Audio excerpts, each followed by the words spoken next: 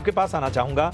हमारे एक दर्शक हैं, हालाँकि उन्होंने नाम उनका यूट्यूब जो चैनल है वो उसका नाम थोड़ा अलग है, उन्होंने नाम नहीं बताया, लेकिन वो पावर शेयरों पर नज़रिया चाहते हैं, ख़ासतौर पे टाटा पावर और इसके साथ ही उन्होंने ओला इलेक्ट्रिक, इन पे नज़रिया जानना चाहे क्या करना चाहिए। जी मैं ओवरऑल पावर सेक्टर पे हमारा बहुत ही बुलिश व्यू है और अगर हम टाटा पावर की बात करें तो टाटा पावर एक बिजनेस ट्रांसफॉर्मेशन फेज से गो थ्रू कर रहा है।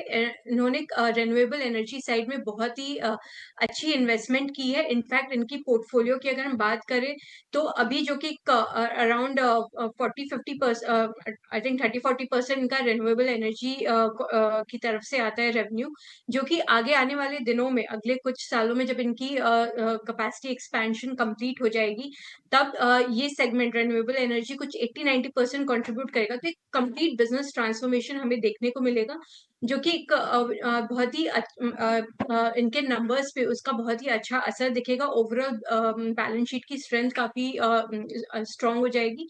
तो टाटा पावर पे हमारा बहुत ही बुलिश व्यू है और इसे पोर्टफोलियो में लंबे समय के लिए होल्ड करना चाहिए। 530 का हमारा इसमें लक्ष्य है। अगर हम बात करें ओला इलेक्ट्रिक की, तो ओला इलेक्ट्रिक ईवी सेगमेंट में काफ़ी अच्छा काम कर रहा है। थोड़ी कॉम्पिटिटिव प्रेशर देखने को मिल सकता है, क्योंकि टू व्हीलर्स में ऑलमोस्ट सभी कंपनियों ने ईवी साइड में अच्छे बड़े-बड़े प्लेयर्स के साथ टाई अप करके न्यू प्रोडक्ट लॉन्चेस किए। तो एक कॉम्पिटिशन हमें एक्सटेंसिव कॉम्पिटिटिव प्रेशर देखने को मिल सकता है। बट फिर भी अगर हम ओला इलेक्ट्रिक की बात करें तो उन्होंने अपनी रीच एक बहुत ही अच्छी बना रखी है और वो ग्राउंड लेवल पे बिना कोई मीडिएटर के थ्रू लोगों को रीच आउट कर रहा है। तो ये थोड़ा-सा इसको कॉशियस अप्रोच रखते हुए इसको मॉनिटर करते रहना पड़ेगा। पोर्टफोलियो में अभी तो आप होल्ड कर सकते हैं, बट एक कॉम्पिटिटिव सिनेरियो इसमें मॉनिटर करते रहना पड़ेगा। आगे और हमारे साथ इस वक्त अजीत मिश्रा जी भी जुड़ चुके हैं। अजीत जी, बहुत बहुत स्वागत आपका। हमारे साथ दर्शक हैं इस वक्त यश राय, जरा उनको जोड़ते हैं। यश, गुड मॉर्निंग, पूछिए किस स्टॉक पे आपका सवाल है। यश, आप तक आवाज पहुंच रही है? हेलो। जी जी यश, आप तक आवाज जी पहुंच रही है?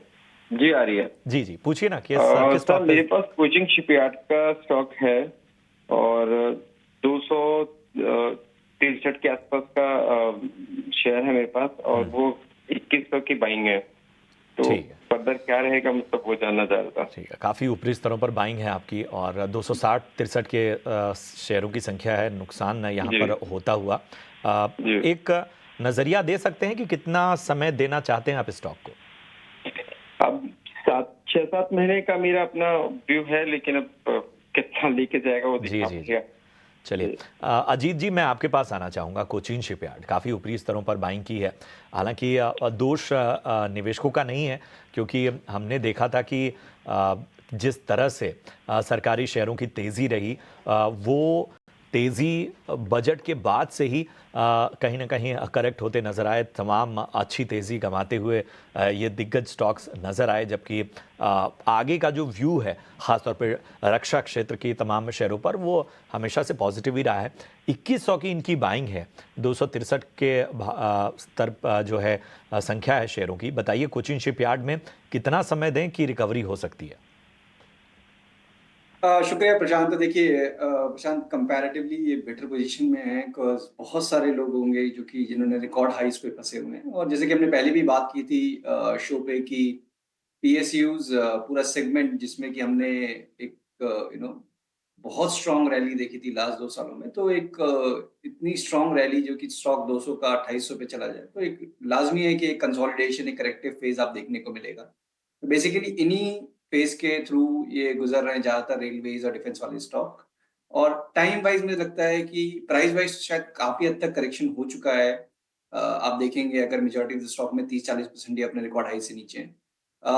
कोचिन शिपयार्ड पर्टिकुलरली बात करूँ मैं, तो 1600 के पास एक काफ़ी स्ट्रॉन्ग बेस मेरे हिसाब से इस स्टॉक में है, जिसको इसको रिस्पेक्ट भी करना चाहिए। और हाल-फिलहाल में हमने देखा भी है कि इन्हीं लेवल्स के पास आके कंसोलिडेट कर रहा है।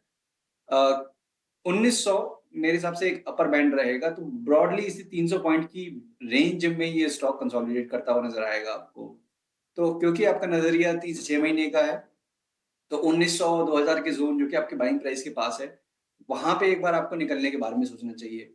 कोई एक मेजर स्ट्रॉन्ग मूव उसकी इंडिकेशन अभी कम है।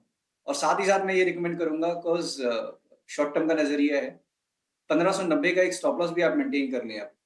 देखिए अगर उसके नीचे गया तो सिचुएशन और डिटेरियोरेट हो सकती है, मीन्स यहाँ से 10-15% और स्टॉक ये करेक्ट कर सकता है।